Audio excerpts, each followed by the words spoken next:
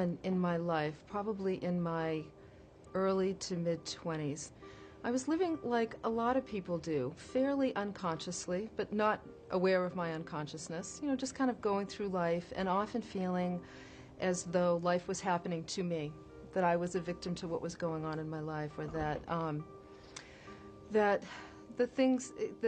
the places in my life where I was unhappy, whether it was in a relationship or where I was living or in my job, had nothing to do with, had less to do with what I was doing and more to do with just sort of the circumstances of life. And I started to be introduced to looking at the world in a different way. For example, through Louise's book, You Can Heal Your Life, which was very influential to me early on. What a lot of people don't know, I actually have as a side story, a funny little story about Louise that nobody really knows. And that is that when I was probably 24 or 25 years old, I volunteered for an organization called Interface in Cambridge, Mass. That was considered the East Coast Esalen. You may remember that. And it's a place where people like Deepak Chopra would come, and Bernie Siegel, got his sort of start there. And I was volunteering there, and I was volunteering because I was really interested in this whole self-help field, and recovery was a big thing at the time. And Louise Hay was coming to speak for Interface. She was coming to a hall in downtown Boston, and I had read You Can Heal Your Life. And I was really taken by two things. Number one, the fact that she was teaching from her own experience, and she was so honest about her life in the book. I was really engaged by that. But also the practical nature of the book, that you could actually do something with it. You could look up and see, oh, I have this physical ailment, and therefore this might be going on. And I appreciated the the fact that it was interactive. And so I was really taken by her work, and so I asked if I could be the volunteer that would drive to the airport to pick her up and to take her back to the hall. Now, nobody knows this. It's really ironic, actually. Here I am today, a Hay House author and a speaker, and Louise doesn't even know this. She probably doesn't even remember, but I remember driving to the airport. It was in the dead of winter, and it was freezing. And so this is one of the first people who has really touched my life in a significant way and has begun the opening to the belief that, wow, maybe there's something more to life than meets the eye. Like maybe there's something that I'm doing in my life that's creating what's happening, and not just the fact that life is happening to me. So I drive to the airport. It's freezing cold. I get there, and of course her flight is delayed. And it's delayed for about 3 hours. And I sit in the airport, as this like young, excited fan, who just can't wait to meet her. And I'm, every time they say, the flight will be in 20 minutes, I'm like, okay, and I'm fixing myself and hoping that I look really smart, and hoping that I don't look too eager, although I'm sure I just look like a bumbling idiot just waiting like this little girl. And I remember the flight finally came. It was probably at 1 o'clock in the morning, and she had long hair, and she came down the jetway, she was walking down the jetway, and I was watching her, and she came out like a queen. And I sat there speechless, like, I can't believe this is really Louise Hay, and I'm going to meet her. And she's looking around, and I'm just so taken by her that I forget that I'm supposed to stand up and go, hi, I'm your volunteer. And eventually I did that, and she was very gracious and got in the car and drove her back, and then went to pick her up at the hotel the next night to take her to the venue where she was going to speak. And I just remember she just had such a presence about her way back then that she still has today. And that night when I heard her speak, that, along with some other events that occurred during that time, was the awakening when I thought, wow, there's something about the way I think that may be influencing what's happening in my life. And so somebody had said to me, and I don't remember who it was some teacher, had talked about how, there is this power greater than us at work in the world. And, one of the ways you can test it is, one of the ways you can test how our thinking partners with this greater power, and in that partnership, we can manifest things in our life. And one of the ways you can test it is very simple. Just take a little yellow sticky note and write down 2 or 3 things that you'd really like to have in your life. And then keep that sticky note in view so that you see it all the time. You don't focus on it too hard, but you just keep it in your consciousness. And so I thought, yeah, this is a bunch of baloney, but I'll give it a try. I'm willing to try anything. So I take the little yellow sticky note and I write. I specifically write out, because they said you have to be very specific about what you want, don't be general. So I write exactly the kind of computer that I wanted. I was a young writer, you know, and wanted, back then it was a big deal to get a computer with a word processor on, you know, a word processor on it. And so I specifically wrote the kind of computer and the kind of software and the kind of word processor that I wanted. And then I put down that I wanted to travel. And this person had said, by the way, if there's certain things you want, make sure you put the word free in front of them, like make it fun. So I wrote free travel. And there was a third thing, I don't remember what it was, but this was in November. About a month later, for Christmas, my boss at the time, I was working for an entrepreneur as an administrative assistant, my boss gave me the exact computer that I had written down on the yellow sticky note as a Christmas gift. And I remember when I opened the box and I saw what it was, and I saw, it happened to be something I had worked on, a system I had worked on for him, and I saw what he had given me, I thought, oh my God, what if this actually works? And then I went, nah, it can't possibly, it's just a coincidence. And I said, the heck with it, and, you know, threw it away. But then 2 weeks later, a dear friend of mine who worked for a large Fortune 50 company called me and said, hey, guess what? I won the top salesperson award in my company, and it's a free trip to Boca Raton to stay in the presidential suite of the Boca Raton Resort Hotel. Now, I didn't even know where Boca Raton was. But she said, you know, I can bring a guest with me. You want to come with me? It won't cost anything, and we'll get to stay in the presidential suite. And that's when I went, okay, give me that little sticky note again. Maybe there's something to this, you know. And sure enough, and that was a very powerful experience for me. You know, I've since grown up a lot since then, and I don't see the universe as Santa Claus, where you just sort of write things down and they happen. There's a lot more to it than that. However, it was my commitment to be awake, to become more conscious, and my willingness to actually think about what I wanted. You know, that experience gave me a visceral sense of what it was like to be the master of my own destiny instead of feeling like the victim. Or instead of feeling like I was at the effect of the world, maybe I had something to do with this as well. And so, you know, many, many years later, I'm 20, 25 years older, and I realized that the gift of that little sticky note was the recognition, the spark of recognition that I have a lot more to do with what happens in my life and in the lives of the people around me than I ever realized. And therefore, I need to be very responsible about that power, and it's my duty to use it. Some of the challenges I see with the purple, some of the challenges I see with purple. I have lots of purple. Purple really bothers me, okay? There's something about purple. Don't get me started, because I'll do a whole Saturday Night Live riff. Thank you. Okay, I get it. Okay. That was great. Some of the challenges that people are faced with are the same kinds of things, same challenges I've been faced with. Impatience, a lack of clarity. So let's start there with a lack of clarity. Most of us think in generalities. I hate my job, I want a new job. Okay, that's great. That's a great place to start, but what are you looking for? Like getting specific, knowing what you want.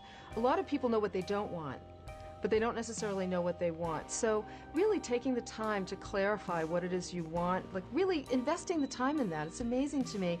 We're so busy that we don't really put a lot of time and energy into really sitting down and saying, what's working in my life? What isn't? What do I want to change? And then specifically looking at what I want to change. So clarity, and then another obstacle is just not knowing what to do. Like a lot of times, we're missing information about what the next step might be in terms of the action equation of affirmations plus actions equals miracles, right? A lot of times we're missing information about what to do, how to take action, but we call it something else, like I must be afraid, that's why I'm stuck, or I'm sabotaging my success, that's a big one. That's why, my intentions aren't happening for me, or that's why I'm stuck. I have a fear of success. That's why I'm stuck. When really, a lot of times, it's quite simple. People just don't know what to do next.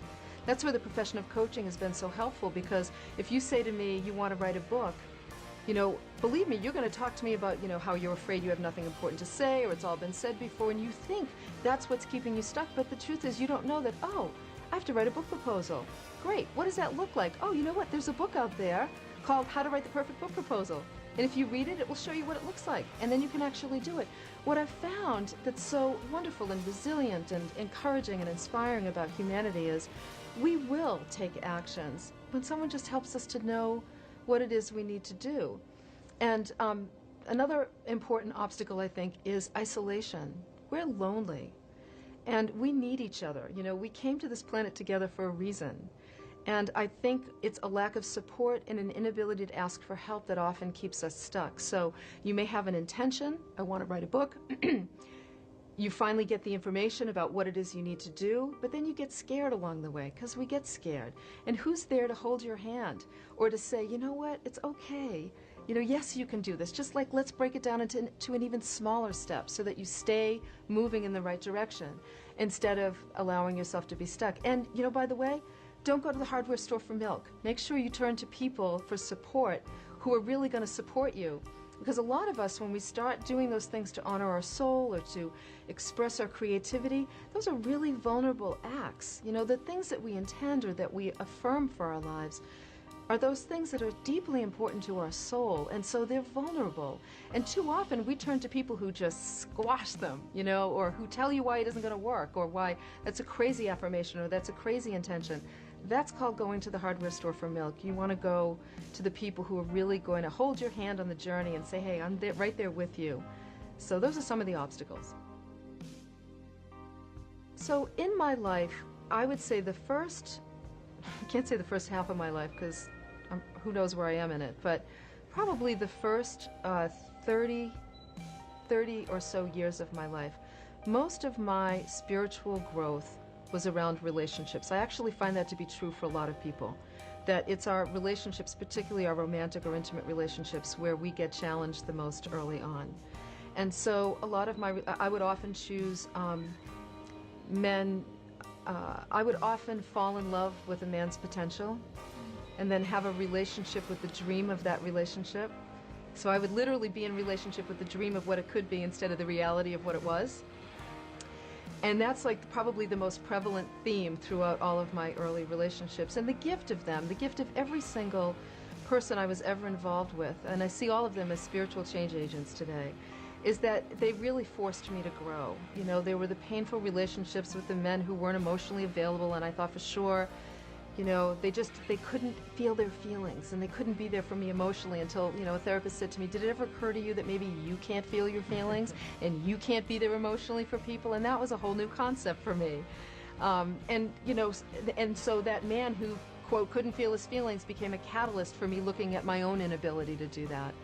And so a lot of my relationships were unbalanced as well. A lot of times I would choose partners who weren't ready for their own commitment to consciousness like I was, and I was trying to get them on board, which was a really arrogant and inappropriate thing to do, but I didn't know it at the time. I thought I was being helpful, and, you know, controlling looked like helpful and loving. And so I reached a point in my life, I mean, the truth was I was really afraid of being alone.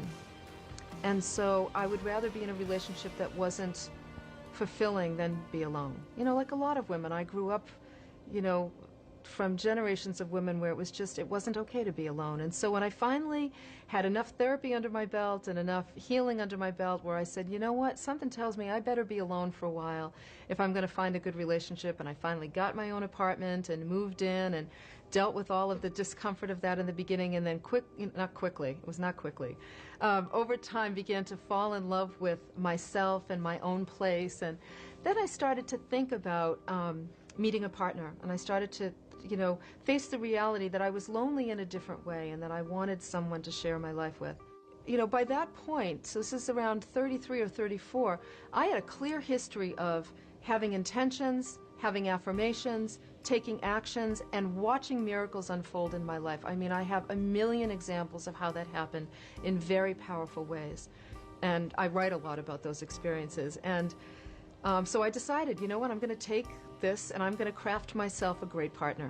And I spent 7 days writing about exactly the kind of man I'd like to meet. His physical qualities, intellectual, where he was at financially in his life, spiritually, all the way down to I hope he loves dogs, and, you know, I hope he has dark hair and dark eyes, because I'm so attracted to men with dark hair and dark eyes. My prayer is always, you know, to God, please allow this or something greater to occur. You know, please, if this isn't in my highest and best interest, that's okay. Don't let it happen then.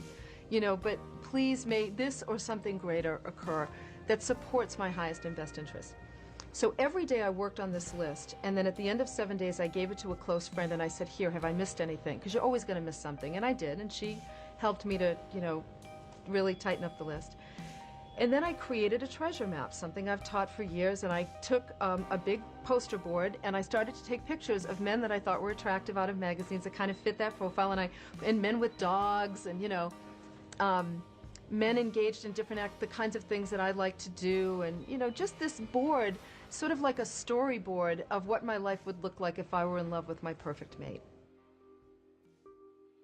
One night I was sitting in my apartment with a girlfriend of mine who was an actress, and she was going through a magazine that had personal ads in it. And she was reading the different personal ads with different accents as part of her acting training.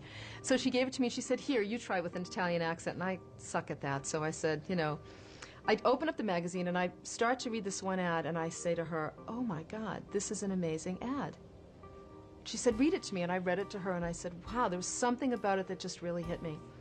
And she said, call it. I said, absolutely not. I'm not calling a personal ad. Are you kidding me?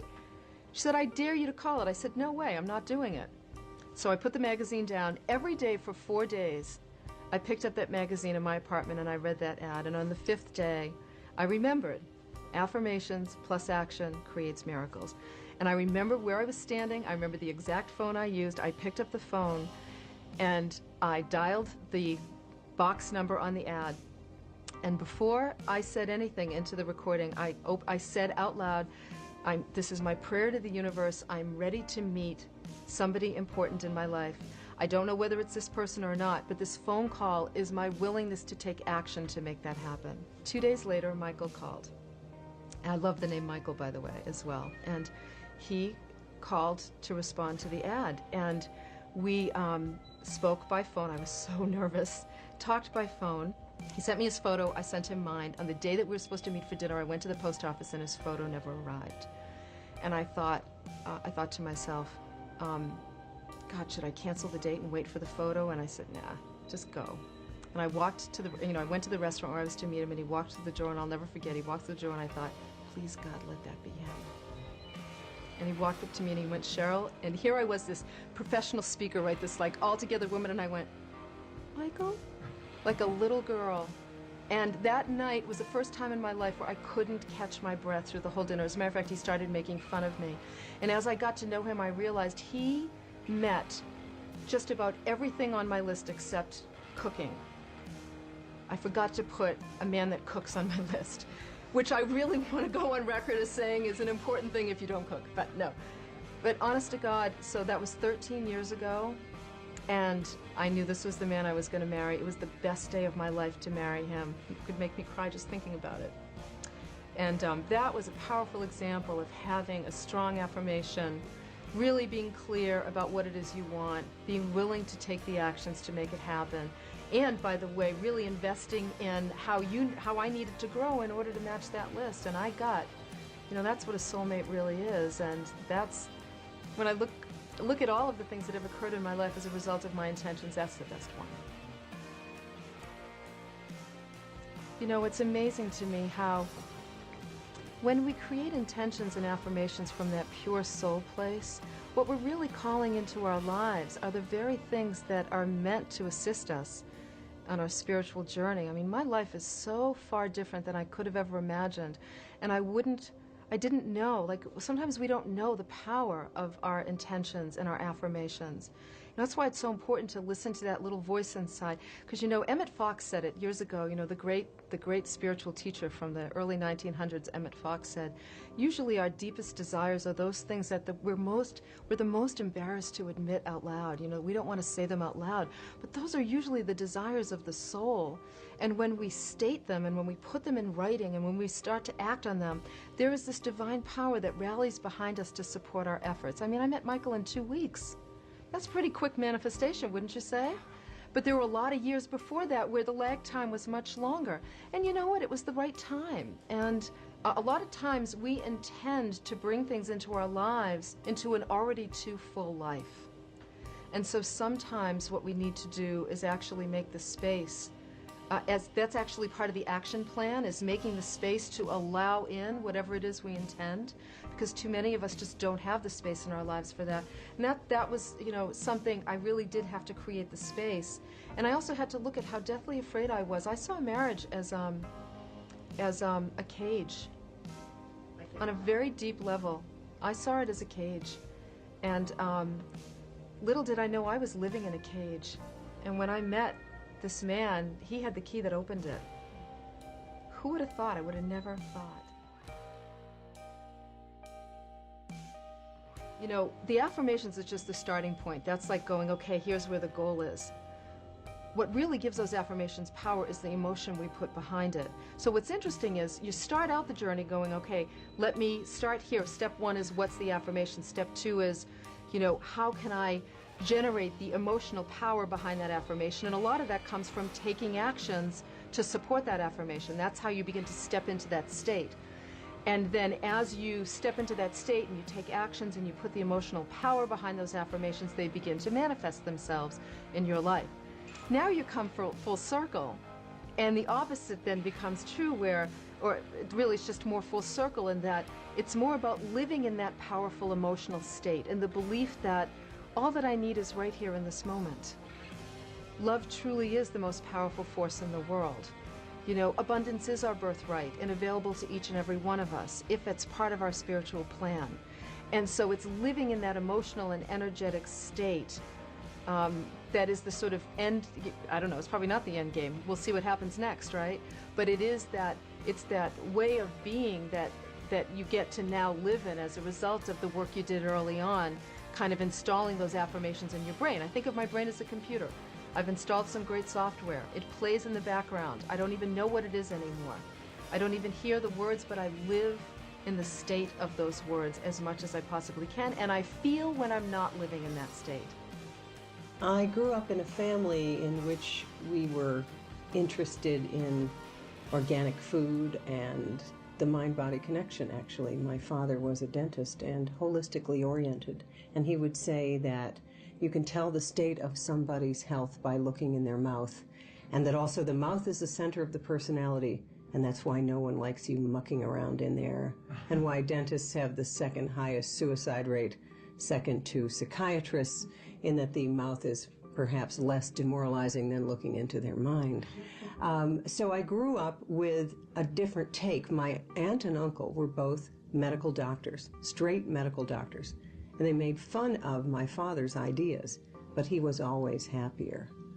And our family did not believe too much in conventional medicine, so my earliest memories are of having my brother, Billy, being signed out of the hospital against medical advice. He wouldn't eat. And a nurse came up to my mother and said, "Get him out of here. The doctors don't know what's going on. He'll die if he stays here." And I'd had a sister who died in a hospital early on, and she didn't eat either, and we never knew what was wrong with her. So imagine you're a kid, I'm 8 at this time, and my little brother is home, and he has a tube down his throat, and my parents are feeding him by tube every hour on the hour. And he's throwing it back up. And at the age of a year, he was alive. At the age of a year, he weighed 10 pounds. And my parents tried to find a doctor who knew what was going on. And they finally found a woman doctor, Dr. Crump, at Women's Medical Center in Philadelphia, who did pediatric endoscopy, put a tube down and said his esophagus is so eroded from this tube that if you continue to tube feed him that way, his esophagus will erode through, there'll be a big hole in it, and he will die. Let's take out the tube and see what happens. And so she had enough faith in the healing power of the human body that she took out the tube, and they gave him liquids through what was called chlysis, where you put a big bolus of fluid with a big needle into the thigh. And after a couple days, he started to eat. And we still don't know why. And I remember going to the airport, and my mother was holding him on her lap, and he was eating a roll that the stewardess had given him, and we all started to cry. And when I went to medical school, which I wasn't going to do, I never wanted to be a doctor. I thought my aunt and uncle's life looked not fun. They had to leave every Thanksgiving and every Christmas. But I remember thinking, when I go to medical school, I want to find out why doctors don't talk to patients. I want to find out why the fullness of the mystery is not addressed. And I never intended to practice medicine. But I always believed from my childhood experiences that there was more going on than what we were taught. Now, and like most medical students, I became puffed up. I became very proud of what we could do with drugs and surgery. But when I saw the first time I saw a baby born, I started to cry. I just wept with a combination, really, of joy and also sorrow. And the nurse was yelling at the medical student, and she, because he had let go of the cord, and they're like a mini fire hose, and it was going all over the wall. And I'm thinking, this is holy. This is a holy place. This is not a place where you yell at anybody. And it occurred to me, nobody should be in that room during a birth who didn't know this was holy. And it was that experience that caused me to become an obstetrician gynecologist. And being around women giving birth was like being like breathing. It was that easy. But I also saw that fear and anger and all of this completely messed up the process of birth. But I didn't know how to get those ideas across to the patient, especially if her mother had already told her, now you'll see how I suffered with you. And I did all kinds of work trying to prove to myself that the mind-body connection was real. And how did we get into the mind so that the body would change? I myself had terrible migraine headaches from the age of 12 to the age of 21, once a month, twice a month, whatever. I'd been worked up in a Boston hospital, a week there with all kinds of testing. They never knew what it was. At the age of 19, I had to do this English paper, a critique of the poem Ode on a Grecian Urn, or Ode to a Grecian Urn by Keats, and I didn't know what the professor wanted. And like most migrainous personalities, I needed to know what it was they wanted of me, and I couldn't figure it out. And it was in Cleveland, Ohio, and it was in November. And when I came out of the library not knowing how to get an A in the course, I temporarily thought, maybe I should just throw myself in front of a car. It would be easier than this. And then I thought, no, you'll break your leg, and then you're going to have to do the poem, and then you're going to have to lug around a cast at the same time. The idea that I had a choice never occurred to me because I was operating on a belief system that was obsolete. I go back to my dorm, I call my parents, and I say, I hate it here, this isn't working for me. And my father says, quit. So quit. You can come home. And I changed my mind. And in that moment, I changed the migraine headaches.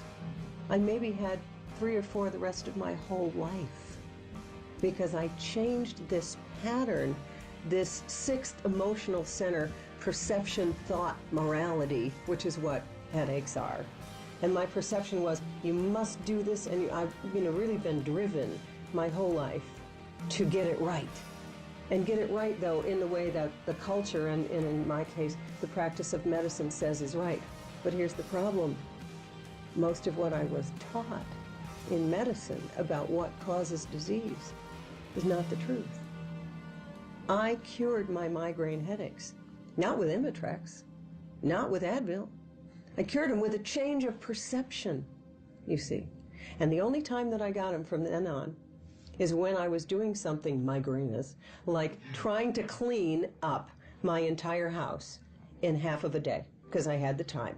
Now, if I could just organize the clutter from 25 years, and I can get in this state of being driven, where I'm completely disconnected from my mind and my body, and I'm just going for it. It's a beautiful way to get through a surgical subspecialty. Keep your head down, keep your nose to the grindstone.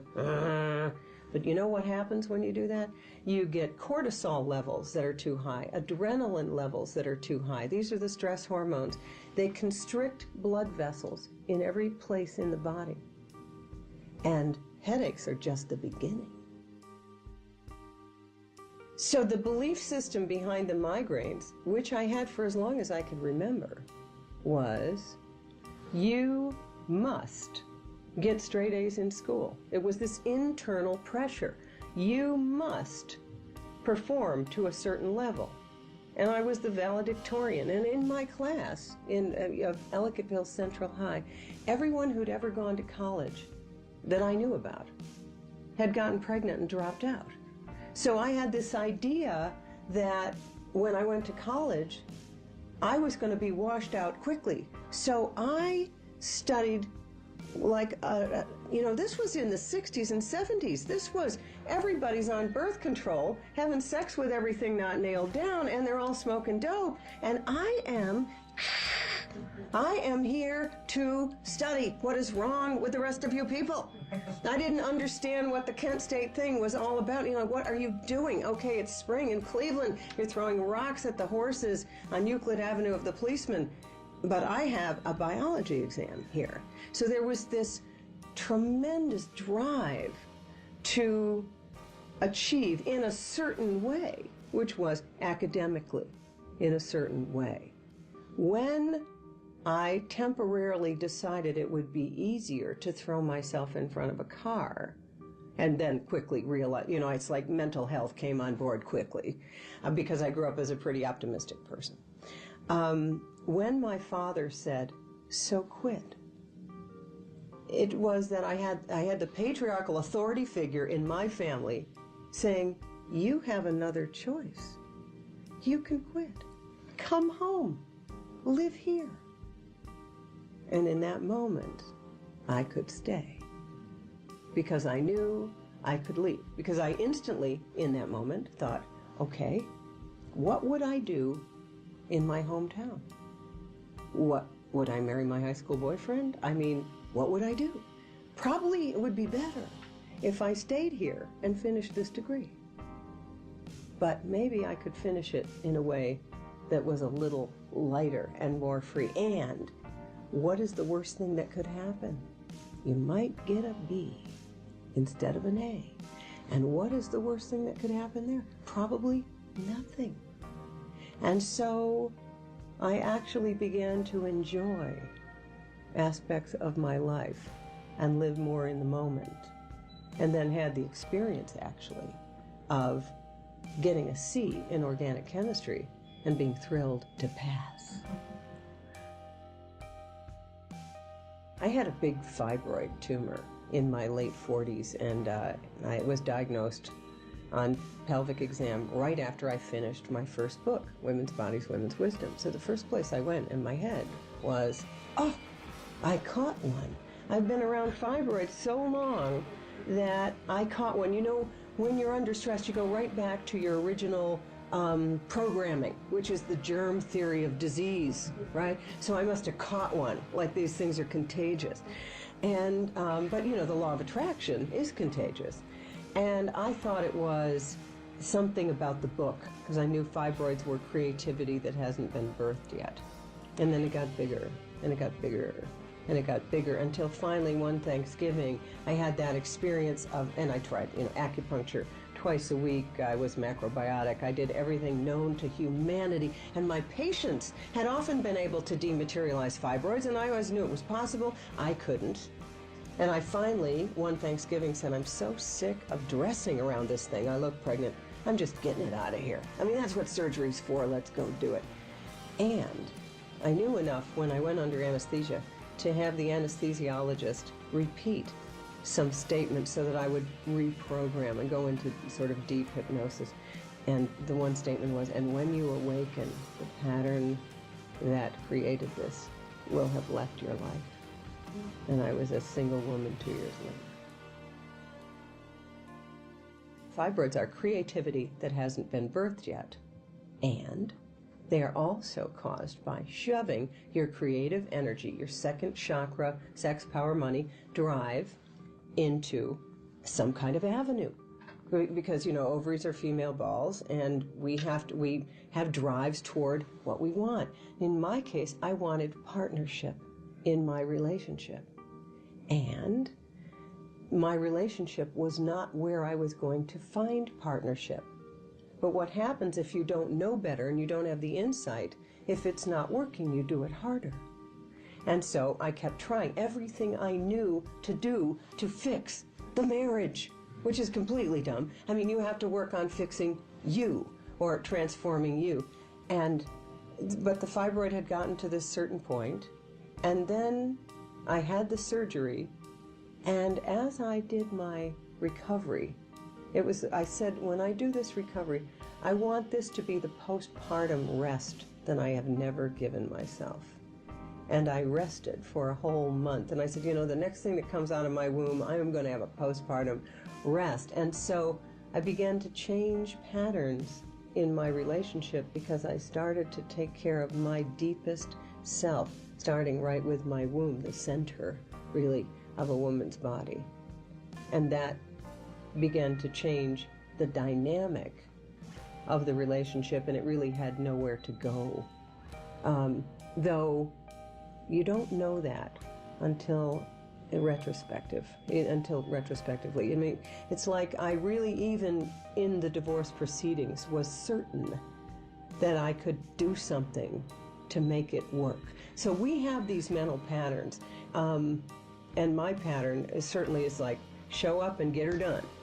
Okay, and it works good, but it doesn't work in a relationship or in some place where you have to let the universe bring in what's missing. That's more yin.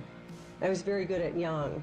I'm a really good surgical type brain, but this was to balance and allow something to come to you. People do affirmations, and they do their journals, and they wear purple and all that. But boy, when it comes to the vagina, the vulva, the breasts, the uterus, that all goes out the window.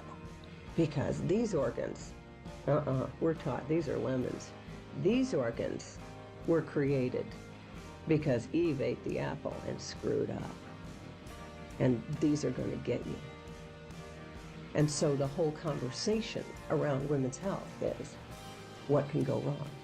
Let's screen for what can go wrong. And if we don't find it this year, come back next year. We will. And so in my own body, in my own life, in my own profession, it's been, how do we turn the conversation around? And it begins with changing the way you think about this female body. The biggest miracle of my life over the past 7 years is that I have discovered that it is possible after menopause to be sexy, to be attractive, to be a woman, to realize the game isn't over. In fact, the game is just beginning. What a miracle. It's been my experience that men are desperate to support and appreciate women. And they can't do it until a woman knows how to support and appreciate herself. And then she can teach a man how to support her.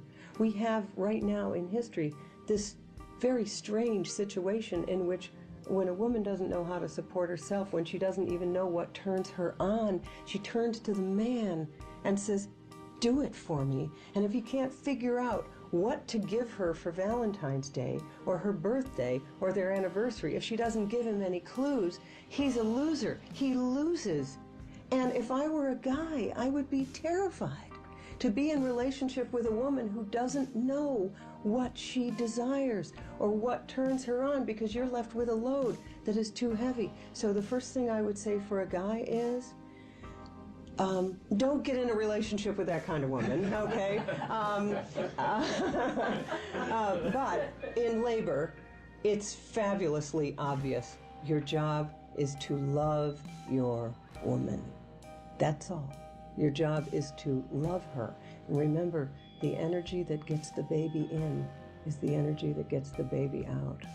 And that's Ina May Gaskin, who wrote Spiritual Midwifery. And so encourage the women in your life to care for themselves at the deepest level. And if they turn on you premenstrually because they're in what Eckhart Tolle calls the pain body, you know, we all have to do our part to clean up our part of the pain body, and the pain body of all women comes up premenstrually. What you say is, honey, take a bath, do whatever you need. I'll see you later. What I want all women to know is that within their biology, they have the code for enhancing all of life. The egg can take a sperm and heal the genetics of a defective sperm. The egg contains the nourishment that the new fetus needs to get to the stage before it gets to the placenta and implants. Every time a woman is in her power, she upgrades everyone and everything around her. This is not a zero-sum model. When a woman is doing better and she's healthier and happier, she raises me up. Whenever a woman gets healthy and happier, she heals the earth. The woman's body is a reflection of the earth, and everything we do to take care of ourselves, to feel pleasure, to be orgasmically joyous, heals the entire planet. Everyone in South Boston would call in the middle of the night for sex advice because, you know, this was St. Margaret's Hospital, Catholic, and, you know, they didn't know anything. And so this woman calls in the middle of the night once. She says to the nurse, "Is it true when you use that foam it burns your husband's penis?" It's 3 a.m. The nurse goes, "I hope so."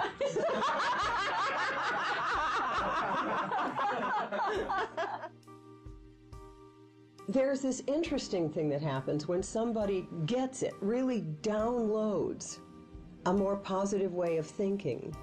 They get hormonal balancing, for one thing. We know that when somebody is thinking with their heart, like they see a puppy or a sleeping baby, and they go, oh, your DHEA levels rise, which begins to balance your hormones, but something else really more important happens, and that is the beat-to-beat variability of the heart normalizes. And you get into this wave pattern that you can see on a heart rate monitor that actually begins to balance the entire body, given that the heart is a huge electromagnet that in fact trains the rest of the body. So this thought or this state of deep relaxation or whatever it is that enlightens you actually results in a decrease in stress hormones, a normalization of blood sugar, decreasing of blood pressure, and a relaxation of all smooth muscles. It is, in fact, a balance of the parasympathetic and sympathetic nervous system. Parasympathetic is the brake, and sympathetic is the gas. And most people in this culture have the gas on all the time with an occasional brake. So you're going around like this. You need to have, when both are in balance, which happens when you breathe through your nose while exercising, you actually, it's like banking your wood stove with just the right amount of wood and air. You can work so much more efficiently and so much longer because you've got this beautiful yin-yang balance of the parasympathetic and the sympathetic. So any thought of, oh, man, I gotta get straight A's here, or something's gonna happen, I don't know what. I mean, in my own case, I don't know what's gonna happen. You will fail, this will be terrible. But then when you go, so I could quit. So I remember my sister at the time went to 4 different colleges. I remember thinking, what is wrong with you? I mean, you know, this will be on your record. And now I realize years later, no one has looked at my record for years. Nobody cares. Nobody knows. And those are the thoughts that just balance it all out. When you get it, that you have so much more control over your life than you thought you did, or control over your experience of your life, if not the events of your life, there is this sense that is so playful and so joyous And you can just start to giggle when you realize you've made it all up, you're creating it all, and there's a sense of joyous relief. You feel like a kid, but you've got all the ego strength of an adult. And it's but just before you get there, there's usually this time of pain-filled joy or joy-filled pain, where you might have to break down with some deep sobs. I had that happen in a workshop with Ann Wilson Schaaf, and we were doing an intervention on one of my partners who we suspected was an alcoholic, and we all went to get over, to cure our codependence. We knew it was killing us. We started a women's clinic, right? We were blaming the guys. They weren't doing it right. We're going to do it right. Run by women, for women. Here we are 2 years out. We're more exhausted than we ever were when the guys were running it, and we weren't making any money. So we thought, okay, we're all codependent, so we better get ourselves to treatment. So we go away to a 10-day treatment, and by then we suspect someone's been drinking too much, and I'm wanting to do the intervention. Come on, let's get to the intervention phase. And it's day 8 of this workshop, and people are down on the mats, and they're crying, and they're weeping, and I'm thinking, you poor slobs, you've got so much pain. The rest of us have it together. You don't, of course. And it was like being in labor and delivery. Then the time comes for the intervention, and Ann Schaaf, and I start to, the intervention, you tell the person how much you love them. I start to tell my colleague how much it meant to me when she parked my car when I was in labor with my second daughter. To have a doctor support you was like almost too much, and I started to cry. And Ann said, why don't you lie down and see what comes up? I lie down to see what comes up, and I quickly push it down, push it down, push it down, push it down, which I was really good at. And I sat up and I said, no, I'm okay. I can handle it. And she says to me, you are so tired. And the dam burst. And I lay down and I sobbed for hours. And in that moment, I went through not only my own tears, but I went deep into a place called the pain of all women. All the women who never had anyone with them in labor. All the babies that died. All of the pain of women. And I knew where my work came from. And I knew what I came here to do, which was to transform that pain into joy. My parents are what I consider to be metaphysicians. They attended religious science and unity churches and were big advocates of using affirmations, visualization, and prayer to create their reality. And one of my most memorable experiences was when our family automobile went kerplunk. I mean, it just died. It was an Opel station wagon, and my dad decided he wanted to get a Ford Pinto. Now, don't ask me why. You can get whatever thing you want using your thoughts. But for some reason, he had his heart set on buying a Ford Pinto. So he went to the local toy store and got a little Hot Wheels die-cast model of a Ford Pinto, and he painted it brown because he wanted a brown Pinto. That's his favorite color. Again, don't ask me why. And he put the little Hot Wheels model Ford Pinto on our family television set, dragged my little brother and I out of our bedrooms, and the 4 of us sat there every day, and we looked at that little Pinto, and he had us visualize it being real, sitting outside in our driveway. And he had us not only visualize it, but using our entire body. He had us picture what it would feel like to sit in the car, to smell the new car smell, to hear that roar of the 4-cylinder Pinto engine. And he had us just imagine every day that we owned this car. We had no idea how we were going to pay for it. But somehow, because of this process, we owned that car within about 2 months.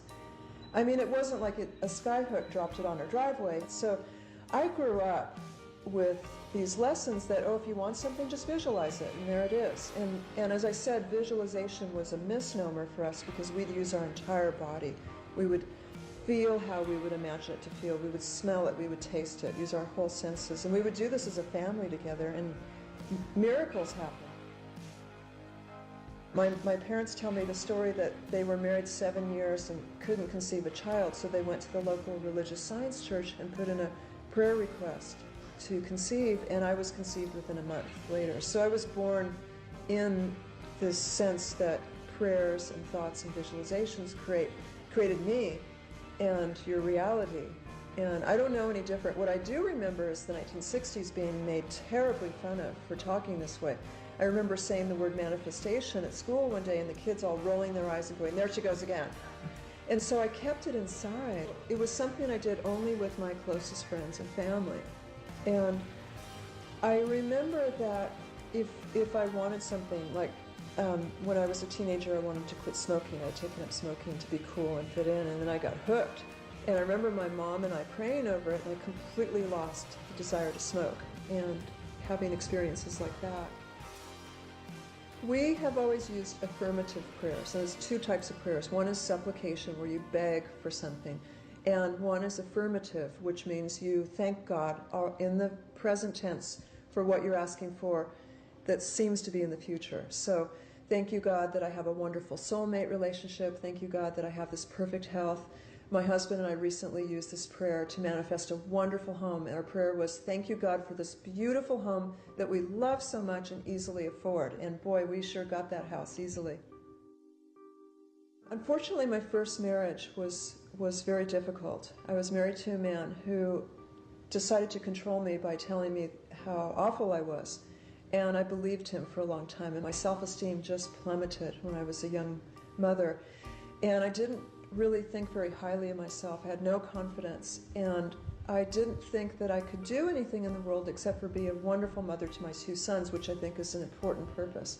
But there was something more. I knew that there was something else I was supposed to do, and so I would pray all the time, tell me my life purpose. And every time I would pray that, I would get visions of myself on television and on stages teaching people.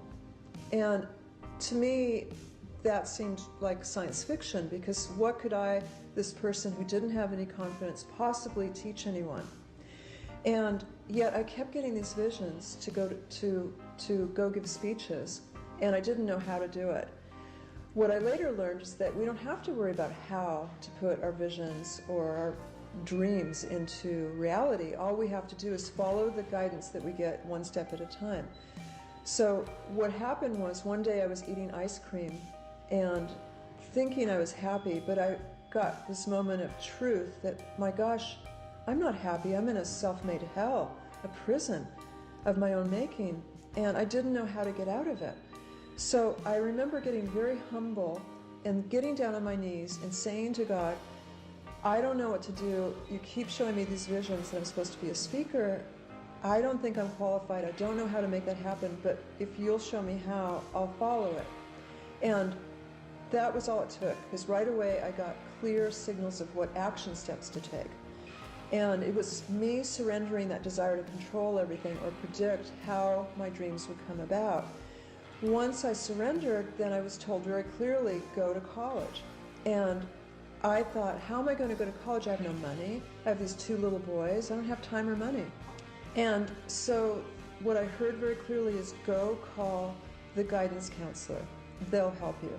So I called the local college guidance counselor, went in there not knowing how I was going to go to college, but that I was supposed to, and then I just promised God that I would follow whatever I was told to do.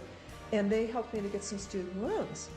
And so the student loans allowed me to get child care and go to school, and I went to school very part-time in the beginning, but eventually I was able to get my associate's degree in psychology, which allowed me to get a job as a counselor at a local alcohol and drug counseling center.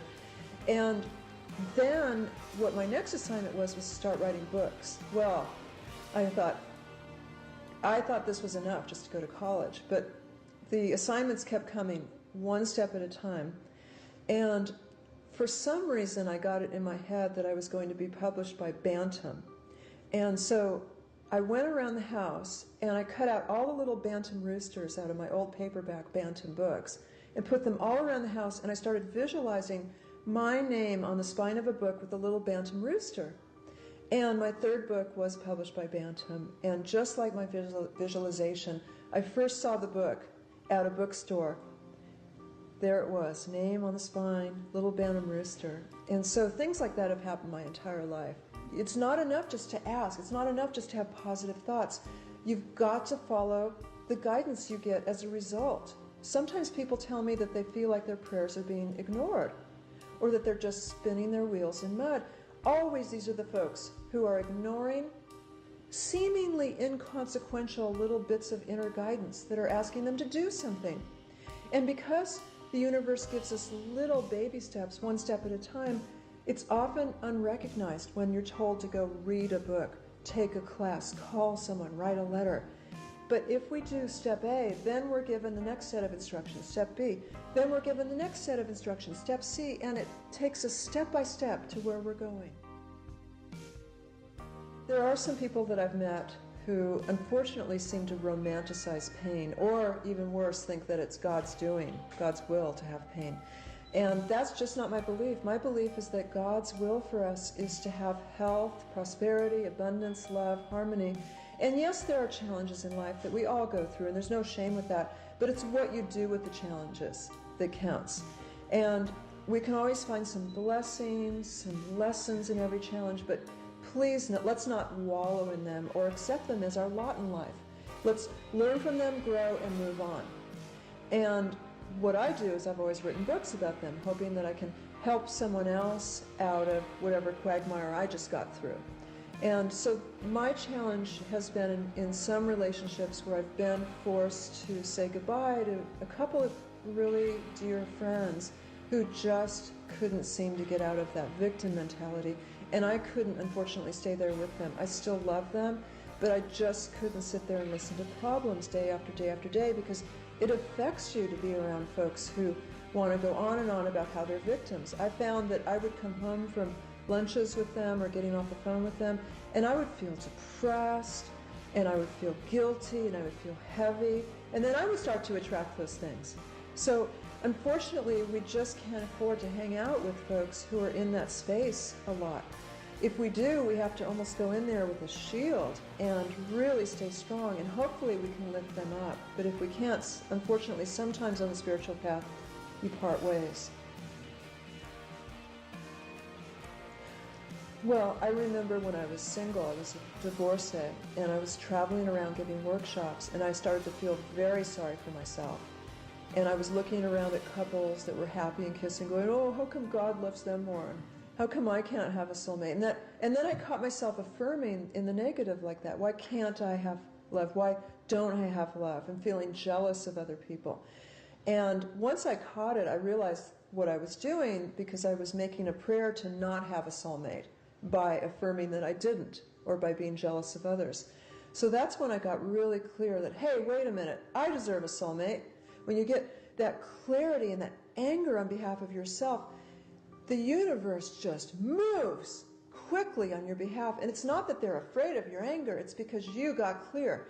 When I was wishy-washy about wanting a soulmate, I got wishy-washy results. I got, well, here's a guy that's sort of okay, and maybe this guy can piece these two men together and have my soulmate. This guy writes poetry and this guy has a good job, so put them together, I got a soulmate. But when I got clear, right away it happened. And it's not like my doorbell rang and in walked Stephen. It was guidance. This is how it's worked for me. Every time I've visualized or affirmed, I get this inner roadmap given to me in the form of gut feelings that are repetitive, that urge me to take action, or visions. In this case, I got all of that plus signs that told me to go to yoga class. And the signs were in the form of people, without me asking, giving me DVDs and pamphlets about yoga. And I had never wanted to go to yoga. I wasn't talking about yoga, but all of a sudden everybody that I knew was handing me pamphlets for yoga classes. I didn't put two and two together that this is how the universe was going to deliver my soulmate.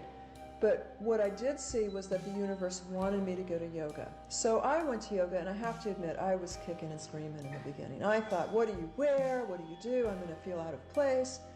And I went there, and the second class, I looked over, and there's this cute guy with these blazing blue eyes next to me.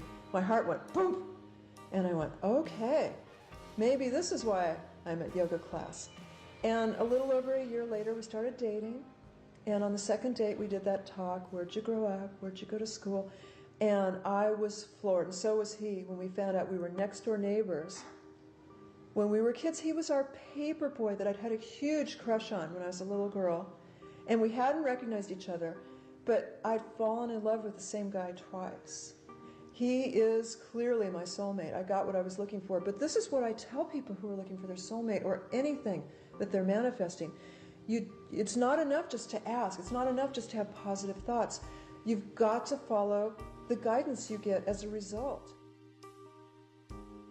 True guidance is always filled with this sense, this aura and feeling of warmth and love. Now, you might feel intimidated by what you're being asked to do, and it might feel intimidating, but false guidance has this sneaky, getting away from it, edgy feel to it. So you want to watch out for that. If you hear guidance, it's always in the second person voicing. So it always says, go exercise outside, quit drinking, go read this book. Where false guidance has that I, me, egotistical sense to the sentences. You know, where it's talking to you about, I might fail. What if I can't do this? What if people laugh at me? The old energy of this planet is leaving, thank goodness. And the old energy is competition and greed. This belief that I've got to get mine before they get theirs. And the new energy that we're coming into is manifestation and cooperation. And the more of us that learn how to manifest, we're all going to bring peace to Earth, one person at a time that way. The vision that the angels show me of the future is just beautiful. They show me that we will stop going to jobs that don't matter. We'll stop making meaningless objects that we spend money on because we feel empty inside. And we're going to be following our personal passions. And there'll be self-employment or cooperative employment where you're working together on a collective passion. There'll be more meaning in all of our lives. And the way that we do that is by trusting our inner guidance, that you can be fully supported by the universe by following your dreams and your passions and your inner guidance.